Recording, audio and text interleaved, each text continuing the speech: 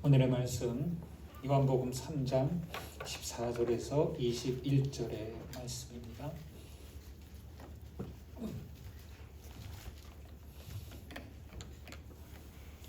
봉독합니다.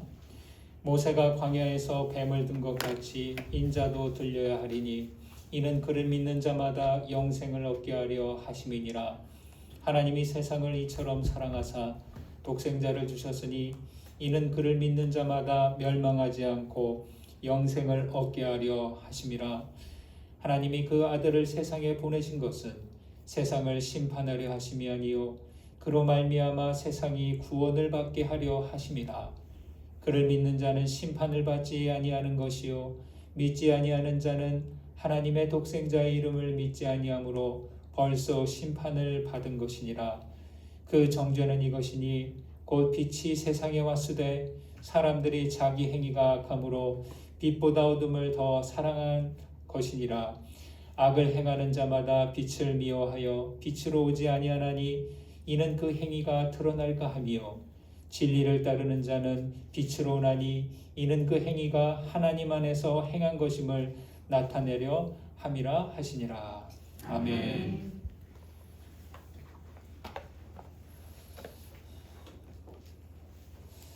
좋으신 하나님의 평강이 오늘 예배에 오신 여러분과 함께 하시기를 축원합니다. 아멘. 사순절을 보내면서 우리 교회는 탄소 금식을 실천하고 있습니다. 지난주 탄소 금식은 전기 사용량 줄이기였는데 어떻게 전기 사용을 좀 줄여보셨나요? 잘 안 되셨죠? 쉽지 않으셨을 겁니다. 지난주에 아침에 예고 없이 단절이 되어서 잠시 동안 아무것도 하지 못하고 허둥댄 날이 있죠. 다행히 10분 만에 복구되었는데요. 그 잠깐의 단절은 전기 없는 상황을 좀 생각하게 했습니다. 우리는 전기의 혜택을 마음껏 누리고 있죠. 그리고 앞으로도 변함없이 전기의 혜택을 누리고 싶어 합니다. 하지만 전기를 얻으려면 자원을 소모시켜야만 한다는 것입니다. 지구 생태 용량 초과의 날이 있습니다. 들어보셨는지요? 지구 생태 용량 초과의 날. 이것은 우리 인류가 한 해 동안 사용하는 자원을 얼마나 재생할 수 있는지 측정한 날로 작년에는 8월 22일로 정해졌습니다. 이게 매년 해마다 달라집니다. 그나마 지난해는 코로나19 유행으로 인해서 사람들이 덜 다녔잖아요.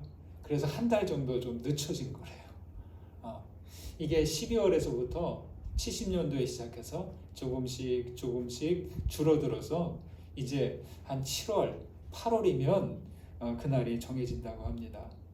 무슨 얘기냐면 한 해 동안 사용 가능한 자원을 1이라고 한다면 8월 22일에 이미 다 썼다는 거예요. 이 지구가. 그래서 매년 지구는 평균 1.7배의 자원을 소비하고 있는데요. 미국은 5에 해당하고요. 우리 한국은 얼마나 될까요? 한국은 3.5나 된다고 합니다. 이대로 계속 가면 어느 순간 더 이상 사용할 자원이 없게 된다는 그런 날이 온다는 것이죠. 참 두려운 일이 아닐 수 없습니다. 이 땅의 자원과 에너지는 무한정 사용하지 못하고 한정되어 있습니다. 물리학에서는 물질과 에너지는 한 방향으로만 흐른다, 변한다 이런 법칙이 있습니다. 예를 들어 우리가 석유 한 통을 사서 난방을 하잖아요. 그러면 다시 석유 한 통으로 되돌릴 수 없다는 그 한 통은 사라진 거예요. 자연의 규칙은 한쪽 방향으로만 흘러갑니다. 시간도, 물질도, 에너지도 한쪽 방향으로 변하는 거죠. 물리학에서는 여기에 엔트로피, 연력학 제2법칙이다라는 이름을 붙였습니다. 딱딱한 이론을 이야기해서 죄송합니다. 여러분, 세상에는 이 한쪽 방향으로만 흐르는 엔트로피 법칙만 있지 않습니다. 세상은 엔트로피를 따라 자원과 에너지를 소모하고 있지만 그와 달리 여기에 역행하는 또 다른 힘이 있다는 겁니다. 그 힘은 뭐냐면 바로 생명과 사랑의 힘입니다. 생명이 자본이다 라는 책에서는요, 그동안 우리 인류가 자연의 힘, 자원을 사용해 왔다면 앞으로는 이 생명과 사랑의 힘을 이용하는 날이 올 것이다 라고 말합니다. 그렇죠. 그래야만 하겠습니다. 생명과 사랑의 힘은요, 이미 오래전부터 우리에게 주어졌습니다. 자연계는 엔트로피 법칙을 따라 움직이고 있지만 영적 차원에서는 생명과 사랑에 따르는 움직임이 있습니다. 여러분, 영적인 힘은 다른 게 아니에요. 생명과 사랑을 따르는 힘이 영적 힘이 됩니다. 따라서 생명 경외와 사랑 없이 영적 성장을 말할 수 없습니다. 우리가 신앙인으로 산다는 것은 무엇일까요? 다른 것 아니죠? 바로 이 생명과 사랑을 따라 살아가는 게 신앙인으로 사는 거죠. 정신의학자 스카펙은 이 사랑이 엔트로피의 자연 법칙을 무산시키는 기적의 힘이다 이렇게 말했습니다. 여러분, 우리는 욕망을 부풀려 살라고 하는 이 사탄의 충동질을 조심해야 됩니다. 마음껏 하고 싶은 대로 해, 마음껏 갖고 싶은 거 해, 이렇게 우리를 충동질합니다. 그보다 우리는 사랑으로 자기를 확장하고 영적 성장을 해나가는 우리가 되어야 하겠습니다. 예수님이 세상에 오심으로 세상은 변하기 시작했습니다. 자연 법칙은 엔트로피를 따라 나아가지만 예수님이 오심으로 이 세상은 사랑과 생명의 힘을 따라갑니다. 만유인력도 끌어당기지만 사랑의 힘도 우리를 끌어당깁니다. 생명은 사랑의 힘으로 계속 순환해 가는 거예요.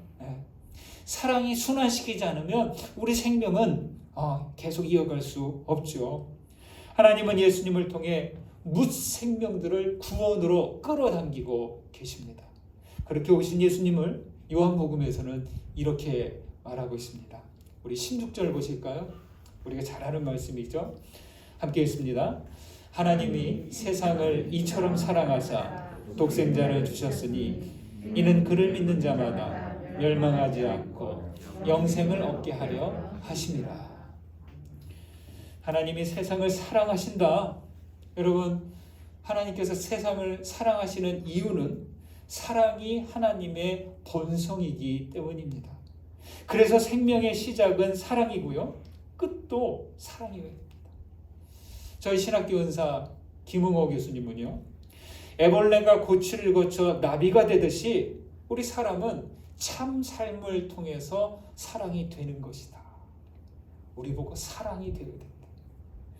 그런데 우리는 우리의 죄성으로 참된 삶이 잘 안 돼요. 그래서 사람은 그리스도를 통해 참 삶이 되어서 하나님의 사랑을 드러내는 이들이 되자 이것이죠. 더러운 물이 가라앉아서 맑은 물이 되듯이 사람은 삶을 통해서 사랑이 되라, 이러한 이야기입니다. 여러분, 사랑이 되는 것 외에 우리를 만족시키는 것은 없어야 할 것입니다. 하나님께서 세상을 사랑하신다고 하는데요, 여기 말합니다. 이처럼 사랑하셨대요. 여기 이처럼에 해당하는 게 뭐예요? 이처럼. 바로 다음에 나오는 겁니다. 독생자를 주신 것, 이처럼에 해당합니다. 독생자를 주신 것이 하나님 사랑의 내용이에요. 예수님은 하나님 아버지가 사랑이시고 생명의 주님이신 것을 잘 알고 계셨어요. 주님의 일생은 자기 안에 녹아있는 사랑을 온전히 드러내는 과정이었다, 이렇게 말할 수 있습니다. 예수님께서 독생하신 하나님의 아들이 되신 이유가 바로 여기에 있습니다. 예수 안에 사랑과 생명이 있고 예수의 삶이 사랑과 생명이 되셨기 때문입니다. 그래서 주님을 독생자 그리스도라고 말하는 것이죠. 따라서 예수님이 우리의 그리스도가 되시는 이유, 우리가 예수를 믿는 이유, 그 사랑을 따라 생명을 얻기 때문입니다. 그렇죠? 여러분, 사랑을 모르는 믿음과 구원은 없습니다. 사랑 없는 영생은 없습니다. 이것을 명심하셔야 됩니다. 만약에 사랑이 빠져버린다면 그리스도는 아무 힘이 없는 거예요. 사랑이 빠지면 하나님 아버지는 독생자를 보낼 일도 없는 것이죠. 그런 점에서 우리 전통 그리스도교는요, 예수님의 인성이니 신성이니 너무 교리화하는데 좀 치우친 것 같아요. 저는 좀 안타까운 게 이겁니다. 여러분, 이것을 명심하십시오. 우리 신앙의 중심은 예수에 대한 사랑이 아니라 예수의 신앙을 따르는 데 있어야 됩니다. 다시 한번 말씀드릴게요. 우리 신앙의 중심은 예수에 대한 신앙이 아니라 예수의 신앙을 따르는 삶이어야 되는 거예요. 이게 우리 신앙의 중심인 것입니다. 예수의 신앙이 뭐예요? 어려운가요? 딱 하나입니다. 서로 사랑하라. 아버지께서 세상을 이처럼 사랑하신 것처럼 하나님을 사랑하고 이웃을 사랑하는 신앙, 이게 바로 예수 신앙의 전부입니다. 주님은 하늘에 계신 너희 아버지의 온전하심과 같이 너희도 온전하라고 하셨죠. 어떻게 하면 우리가 온전해질 수 있을까요? 딱 하나입니다. 사랑함으로 온전해질 수 있습니다. 예수 믿는 목표는 구원 받음에만 있지 않습니다. 사랑하기 위해 믿는 것이죠. 우리는 사랑으로 구원받아야 하는 것이죠. 사랑이 우리를 온전하게 합니다. 사랑이 구원을 이루고 이 사랑이 영생으로 이끌어 줍니다. 여러분, 바라기는 부디 이 사랑하기를 멈추지 않는 우리 교회 되기를 간절히 소망합니다. 누군가를 만나 사랑하게 되면 아름다워진다, 이런 말이 있죠. 들어보셨죠? 예. 그런데 하나님을 사랑하고 하나님의 사랑을 받는 우리는 그만큼 아름다워졌나요? 어떻게 보세요? 생각해 보세요. 내가 예수를 믿고 난 다음에 보는 사람들마다 많이 멋있어졌네, 아름다워졌네, 이뻐졌네, 이렇게 하는 말 좀 들어보셨나요? 여러분, 생각해 볼 일입니다. 생텍쥐베리의 어린 왕자의 그런 말이 나오죠. 별들이 아름다운 것은 눈에 보이지 않는 꽃 한 송이 때문이고, 사막이 아름다운 것은 그곳 어딘가에 우물을 감추고 있기 때문이다, 이런 말이 있습니다. 여러분, 우리의 신앙을 아름답게 하는 꽃 한 송이, 그리고 우물은 무엇일까요? 그것은 바로 사랑의 꽃, 사랑의 우물 아닌가요? 사랑의 특성 가운데 하나는요, 사랑을 품은 사람, 사랑으로 가슴이 뛰는 사람은 안으로 움츠러들지 않는데요. 대신 어떻게 하느냐? 밖으로 향하게 된대요. 이게 사랑을 가진 이들의 특성 가운데 하나입니다. 사랑이 밖으로 향하면 어떻게 될까요? 자기를 낮춰요. 대신 남을 높여요. 원주에서 한살림 운동을 시작한 무의당 장일순 선생은요, 연세대학 채플에서 세상에 함부로 나서지 말라, 이런 권면을 했습니다. 불감위천하, 이런 말인데요. 그 대신 세상에 함부로 나대지 마라, 이런 얘기죠. 그 대신 무엇을 해야 되느냐? 남을 도와서 남이 앞서게 하라, 남이 꽃을 피우게 하라, 이런 권면을 했습니다. 그렇죠, 여러분? 세례 요한이 그랬고 우리 예수님께서 그렇게 하셨습니다. 남이 앞서게 하는 것, 솔직히 말해 남이 앞서도록 하는 것 어때요? 쉽지 않습니다. 우리 아이들이 성적이 떨어지고 누군가에게 맞고 들어오면 참지 못하잖아. 한국 사람들은요, 공부든 주먹이든 돈 버는 일이든 뭐 운동하는 일이든 지고는 못 삽니다. 참 이게 한국 사람들의 특성 가운데 하나죠. 경쟁에서 한번 뒤처지면 어떻게 될지 모르는 시대인데 남을 앞서게 하는 것, 앞서게 하라는 것, 그거 너무 비현실적인 이야기 아닌가요? 남이 꽃 피우게 하는 것, 이거 실제로 될까요? 그러나 성경은 우리에게 그렇게 하라고 단호히 말씀하고 있습니다. 여러분, 우리는 치열한 경쟁의 현실에서 이처럼 사랑하라, 이 말씀을 실천해 가야 합니다. 바울은 빌립보서에서 말합니다. 아무 일에든지 다툼이나 허영으로 하지 말고 오직 겸손한 마음으로 각각 자기보다 남을 낮게 여기라. 지읒받침을 넣으면 안 됩니다. 지읒받침을 넣으면 낮게, 남을 그냥 누르라는 이야기죠. 그러나 시읒받침을 넣으면 남을 낮게, 높이라는 이야기가 됩니다. 남을 낮게 여기기, 남이 앞서게 하고 남이 꽃피우게 하기는 어때요? 저절로 돼요? 이게 그냥 안 된다는 거예요. 어떻게 하면 그렇게 될까요? 내 안에 사랑이 있어야 됩니다. 내 안에 예수 사랑이 먼저 꽃피워야 합니다. 여러분 안에 사랑의 꽃 잘 피우고 있습니까? 사랑의 꽃, 내 안에 있는 사랑의 꽃을 잘 돌봐야 됩니다. 우리 안에 사랑의 꽃이, 사랑의 우물이 있지 않으면 우리는 살기가 참 힘들어진다는 말이죠. 쇼트트랙 계주 경기를 보면서 저는 남을 앞서게 하는 것이 무엇인지 깨달음을 얻었습니다. 앞서 달리던 선수가 자기에게 주어진 거리를 달리고 나면 그 다음 어떻게 해요? 다음 사람에게 터치를 해주는데, 육상의 계주에서는 바톤을 전해주면 되지만 이 쇼트트랙의 계주는 다음 선수의 엉덩이를 힘껏 밀어줘야 돼요. 이게 바톤 터치하는 방식이죠. 그 장면을 보면서 저는 우리 세상이 이렇게 살면 참 좋겠다 하는 생각을 했습니다. 어떤가요? 인생은 흔히 마라톤이라고 하죠. 그렇지만 저는 인생은 그뿐 아니라 계주와 같다고 말하고 싶습니다.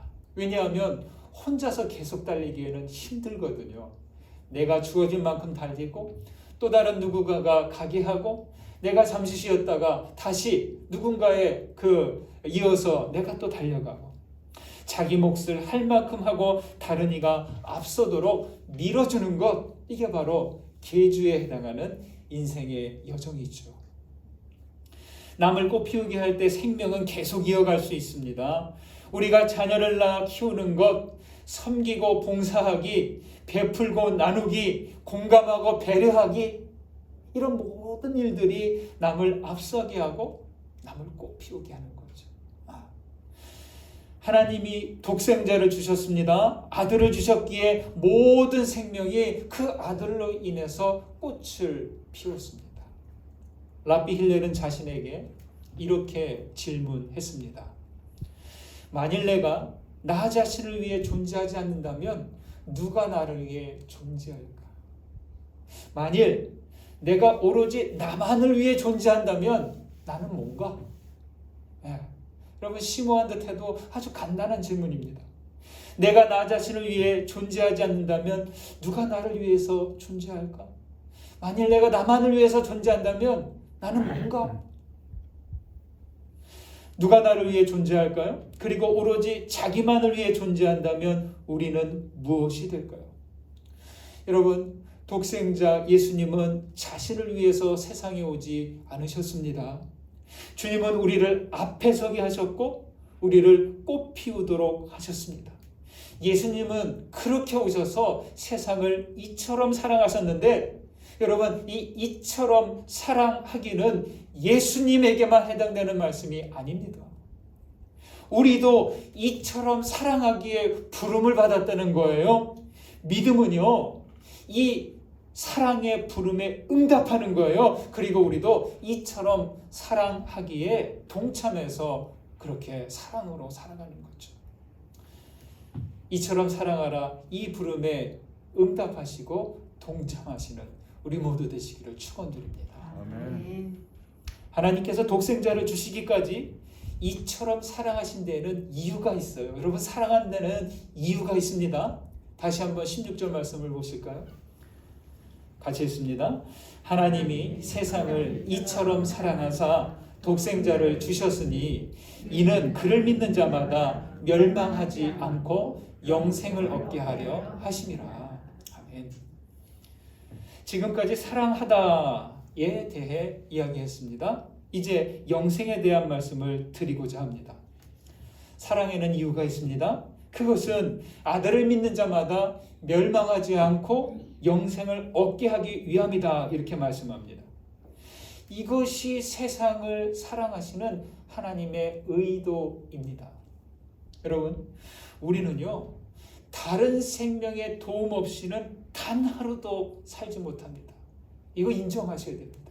이거 아셔야 됩니다. 내가 먹는 먹거리는 모두 다른 생명의 희생으로 주어진 거예요. 그래서 우리는 음식물을 남기면 안 된다는 거예요. 동물이든 식물이든 모든 생명이 자기 생명을 그렇게 유지합니다. 자기 바깥에서 그 에너지를 얻어야만 하루하루 살아갈 수 있죠. 따라서 우리는 결코 스스로 영생하지 못합니다. 단 하루를 살기 위해 다른 생명의 도움을 받아야 하듯이 영생을 위해서는 생명의 근원이신 하나님의 도움을 받아야 합니다. 달리 말해 하나님께 연결되어 있어야 됩니다. 한순간도 떨어지면 안 된다는 이야기. 예수님께서는 포도나무와 가지 이야기를 하시면서 말씀하셨어요. 나를 떠나서는 너희가 아무것도 할 수 없다. 예수 그리스도는 나와 하나님을 잇는 연결고리입니다. 여러분, 사랑과 영생은 이렇게 연결됩니다.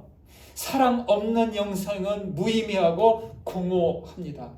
이렇게 요한복음 3장 16절에는 사랑, 믿음, 영생, 우리의 신앙의 가장 중요한 핵심 가치 세 가지가 여기에 있다는 것입니다. 여러분, 우리 요한복음 3장 16절을 거의 알잖아요. 암송하잖아요. 너무 자주 대하다 보니까 그 깊은 의미를 우리가 그냥 건너뛸 때가 너무 많습니다. 아들을 세상에 보내신 것은 구원을 받게 하기 위함이지 심판하기 위함이 아닙니다. 18절에서는 아들을 믿지 않으므로 이미 심판을 받게 된다고 합니다. 아들의 이름을 믿지 않는다는 것은 무슨 말인가요? 포도나무에 붙어있지 않고 계속 떨어진 가지로 지내겠다는 말이에요. 믿느냐 믿지 않느냐의 심판은 나중이 아니라 믿지 않을 때 벌써 시작했다고 말합니다. 믿지 않으므로 하나님께 연결될 기회를 영영 놓쳐버리는 것이죠. 예수를 믿고 죄사함을 받고 진리로 살아갈 때 우리는 생명의 나라로 옮겨갑니다. 예수님을 믿고 죄사함을 받고 진리로 살 때 죽음의 자리에서 생명의 자리로 옮기는 거예요. 이렇게 해서 영생은요, 나중에 어느 때부터가 아니라 지금부터 작동하기 시작합니다. 여러분, 그래서 영생은요, 수동적인 상태가 아니라 적극적으로 움직이는 거예요. 예. 알아서 해주겠지, 이게 아니에요. 눈을 동그랗게 뜨고 정신을 차리고 깨어서 이 영생의 손길을 꼭 붙들고 버티는 거예요. 영생은요, 그래서 하나님의 생명에 의지적으로 참여하는 거예요. 어떻게 하나님의 생명에 참여할 수 있을까요? 너무 복잡한 얘기인가요? 그렇지 않습니다. 사랑하면 됩니다. 사랑으로 사는 것이 하나님의 생명에 참여하는 거예요. 톨스토이에 의하면 우리는 오로지 사랑에 의해서만 그 영혼에 도달할 수 있습니다.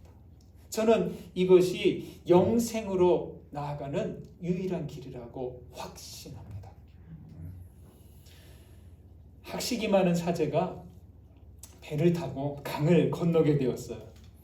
다리가 있으면 좋지만 옛날에는 이렇게 사공이 저어주는 그 배를 타고 건넜죠. 그래서 사제가 건너는 동안 사공에게 물었어요. 당신은 삼위일체가 뭔지 아시오? 삼위일체, 정말 복잡한 교리입니다. 사공이 대답합니다. 노나 적고 사는 주제에 어찌 그런 것을 알겠어요. 그저 하루에 3번 기도나 하고 살지요. 다시 사제가 물었습니다. 그럼 구원이 뭔지 좀 아십니까? 사공이 다시 답합니다. 저 같은 무식쟁이가 뭘 알겠어요. 오늘 살아있는 것만으로도 감사하죠. 사제는 안 됐다는 듯이 혀를 쯔쯔쯔 찼습니다. 그런데요, 잠시 후에 광풍이 불더니 배가 뒤집어지고 맙니다. 물에 빠진 사제가 뭐라고 했을까요? 살려달라고 소리치죠. 살려달라고. 그러자 사제는 사공의 도움으로 간신히 목숨을 건지게 되었습니다. 이야기는 뭔가요? 성직자가 세상 구원 운운하면서 자기의 신학적인 지식을 말하지만 수용할 줄도 모르는 모습을 지적하는 우화입니다. 지식과 영적 능력의 차이는 바로 여기에 있습니다. 여러분, 신앙은 지식이 아니에요. 신앙은 뭐냐? 사랑의 능력을 갖춰가는 거예요. 네. 우리가 오랫동안 믿음 생활을 했다 하더라도 이 사랑의 능력, 사랑하기를 배우지 못한다면 우리의 믿음, 우리의 연륜 그거 아무것도 아니라는 거죠. 여러분, 하나님이 세상을 이처럼 사랑하셔서 우리를 멸망에서 영생으로 옮기셨습니다. 그리고 독생자 예수를 통해 이처럼 사랑하기에 우리를 초대하셨습니다. 사랑의 힘을 기르시고 그 사랑으로 하나님의 생명에 참여하는 우리 모두 되시기를 주님의 이름으로 축원드립니다. 받은 은혜 감사하면서 거듭의 기도 드리시겠습니다. 오늘 말씀 가운데 울림이 되고 또 이해가 되고 깨달아진 것이 있으면 하나님께 기도 드리시기 바랍니다. 기도합니다.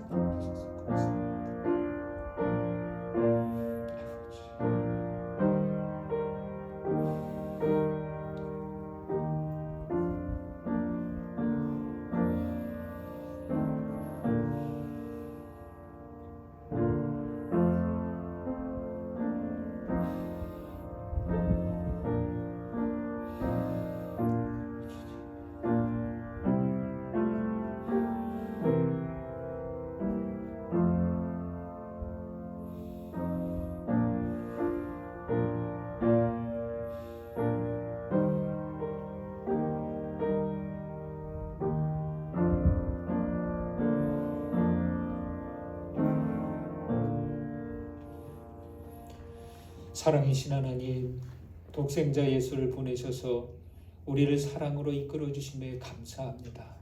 예수께서 하나님 아버지의 사랑이 되셨듯이 우리도 하나님의 사랑이 되게 하옵소서. 주님, 구원받음에 안주하지 말고 끝까지 사랑하기를 멈추지 않기를 원하나이다. 포도나무에 연결된 가지처럼 주님 안에 있어 영생을 살게 하옵소서. 지식은 없으나 사랑의 힘으로 오늘을 살아가게 하옵소서. 예수 그리스도의 이름으로 기도드립니다. 아멘.